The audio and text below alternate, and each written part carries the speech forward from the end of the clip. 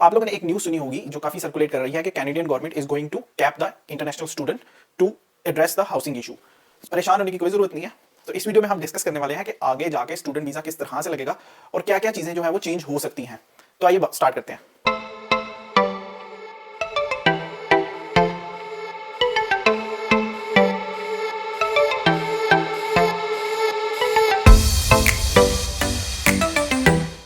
Hi guys, welcome back to my channel. I hope you are all doing well and thanks a lot for your love and support for my channel.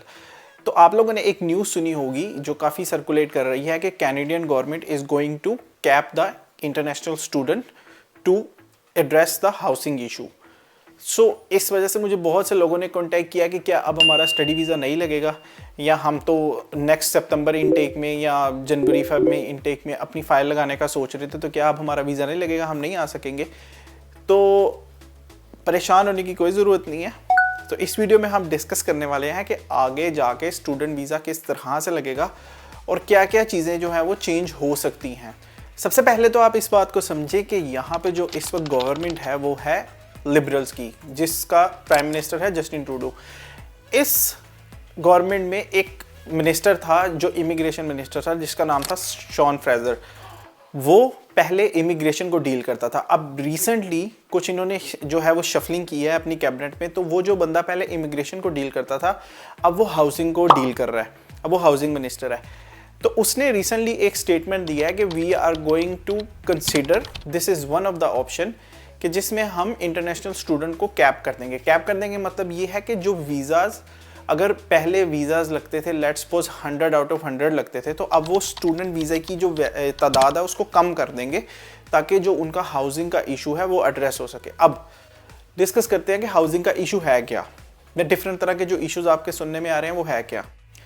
सबसे पहले यहाँ पे पिछले कुछ सालों में inflation जो है वो बहुत ज़्यादा हो गई है। इसको आप इस तरह से समझ लो कि सिंपल डिमांड और सप्लाई। डिमांड जो है वो घरों की, वो जॉब्स की जो है वो बहुत ज़्यादा है, और उस हिसाब से उतनी जॉब्स और उतने घर अवेलेबल नहीं है। सबसे पहले बात करते हैं कि घरों का इशू क्या है। इशू ये है कि अगर लेट्स सपोज घरों की जो डिमांड है वो है 4 लाख और जो घर अवेलेबल हैं वो है 2 लाख, तो उससे इशू ये आ रहा है कि जो डिमांड और सप्लाई का गैप है ना, तो ऑलरेडी जिन लोगों के पास घर हैं उन्होंने क्या किया है कि जिन्होंने अपनी प्रॉपर्टीज़ रेंट पे दी हुई हैं उन्होंने रेंट जो है ना वो बहुत ज़्यादा कर दी है। वो रेंट ज़्यादा होने की वजह से लोगों का सर्वाइवल जो है वो बहुत मुश्किल हो गया है। जो लोग यहाँ पर रेंट पे रहते हैं, मोस्टली जैसे स्टूडेंट होते हैं या न्यू इमिग्रेंट होते हैं, वो ओन नहीं करते घर को, तो उनको रेंट बहुत ज़्यादा पे करना पड़ रहा है, जो कम अज़ कम एक बेसमेंट का या एक अपार्टमेंट का $2500 से $3000 तक भी है इस वक्त, या कुछ जगह पे कुछ जो मेन एरियाज़ हैं वो इससे भी ज़्यादा है। तो इस हर बंदा जो है वो अपना घर, जाहिर बात है, ओन नहीं करता, और यहाँ पे ज़्यादातर लोग जो हैं वो घर लेते हैं मॉर्गेज के ऊपर। तो उनकी मॉर्गेज मतलब आप ये समझ लो मॉर्गेज ये होती है कि उनको मंथली उसकी इंस्टॉलमेंट पे करनी पड़ती है। तो अगर किसी घर की पहले इंस्टॉलमेंट जो थी वो लेट्स सपोज लाइक $1200 या $1300 थी, तो वो अब ऑलमोस्ट डबल हो चुकी है। दूसरी बात करते हैं जॉब्स के ऊपर। जब बहुत ज़्यादा लोग एक जगह पे हो जाते हैं तो कॉमन सेंस की बात है कि जॉब्स की जो है वो जॉब जो है वो उस तरह से नहीं रहती, क्योंकि हर बंदा किसी फील्ड में स्किल तो नहीं होता। तो जो दूसरी डिफरेंट तरह की जॉब्स होती हैं वो जॉब्स भी लोगों को नहीं मिल पाती। तो एक हाउसिंग का इशू है, घर कम है और रहने वाले लोग ज़्यादा हैं। दूसरा जॉब्स कम है और जॉब्स चाहिए ज़्यादा लोगों को है। और तीसरा जो सबसे बड़ा मसला हुआ जो हाउसिंग में वो ये हुआ है कि इंटरेस्ट रेट जो है वो, जब आप मॉर्गेज पे घर लेते हो तो उसमें इंटरेस्ट रेट जो है वो अब टच कर रहा है तकरीबन 5 to 6% के आसपास, जिसकी वजह से लोगों को अपनी डेली लाइफ में सर्वाइवल की ऊपर बहुत ज़्यादा जो है वो मुश्किल हो रही है। होता क्या है, जिन लोगों के पास अपनी प्रॉपर्टीज़ है जो ओन करते हैं, उन्होंने क्या किया कि उन्होंने अपनी प्रॉपर्टीज़ का जो रेंट है वो ज़्यादा कर दिया। और अगर लेट्स सपोज कोई बंदा जब रेंट ज़्यादा होता है तो वो ये कहता है कि यार चलो यहाँ पर रेंट ज़्यादा है तो मैं कहीं और जगह पर शिफ्ट कर जाता हूँ। तो इतने ज़्यादा घर ही नहीं है कि अगर आप एक लोकेशन छोड़ोगे तो आपको दूसरी लोकेशन मिलना इतना ईजी नहीं है। तो ये सारी रीजंस हैं जिसकी वजह से वो इसको कंसीडर कर रहे हैं। अब कैपिंग क्या है, अब जो मैं आपसे डाटा शेयर कर रहा हूँ जो दिसंबर 2022 का है, उसके अकॉर्डिंग इस वक्त 8 लाख एक्टिव स्टूडेंट जो हैं वो इस वक्त पूरे कनाडा में अवेलेबल हैं।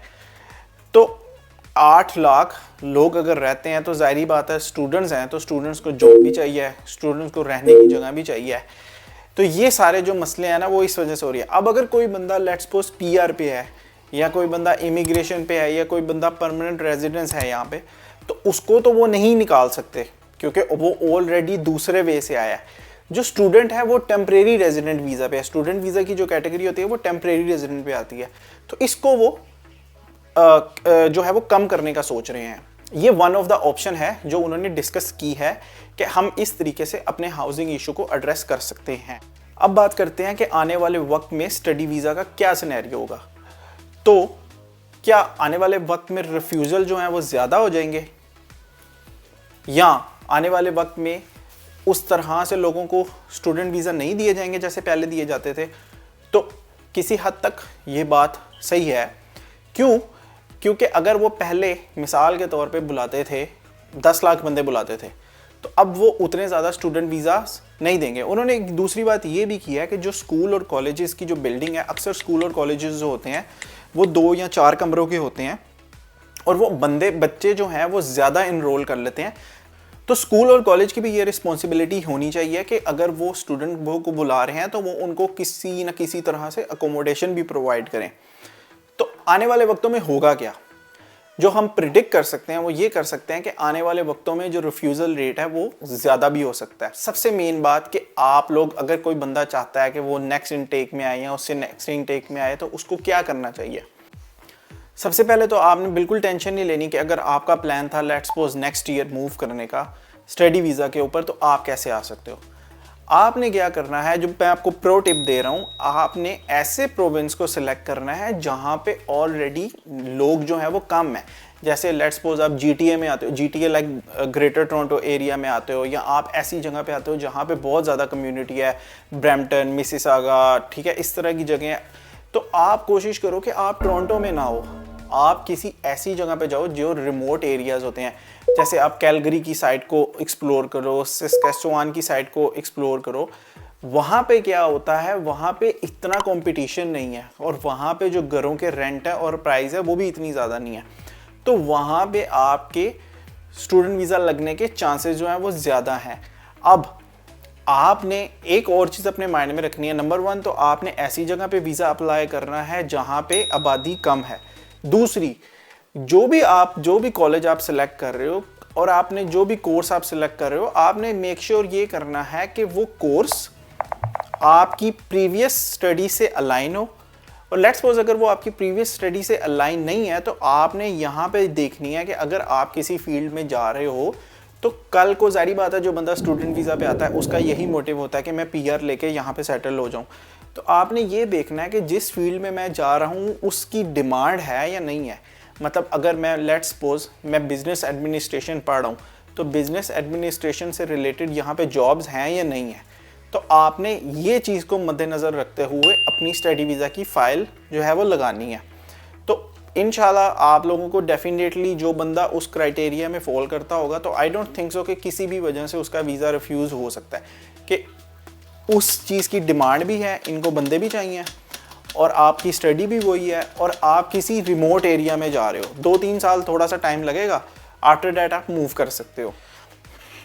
तो जब आप लोग ये सारे पॉइंट फोकस करके जब आप अपना स्टडी वीज़ा अप्लाई करोगे, तो आई डोंट थिंक सो कि यार आपका वीज़ा रिजेक्ट हो सकता है।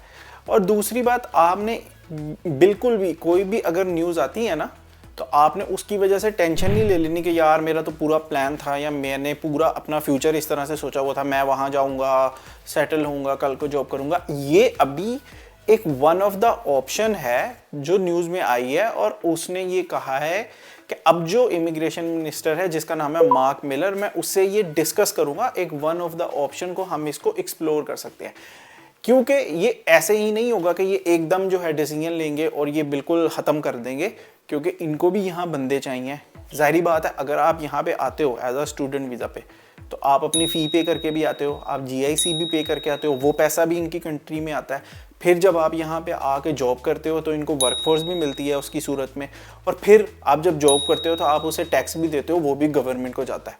तो ओवरऑल इनका फ़ायदा होता है अगर कोई बंदा यहाँ पे आता है। तो ये एक वन ऑफ द ऑप्शन है और ये अभी इम्प्लीमेंट नहीं होगी।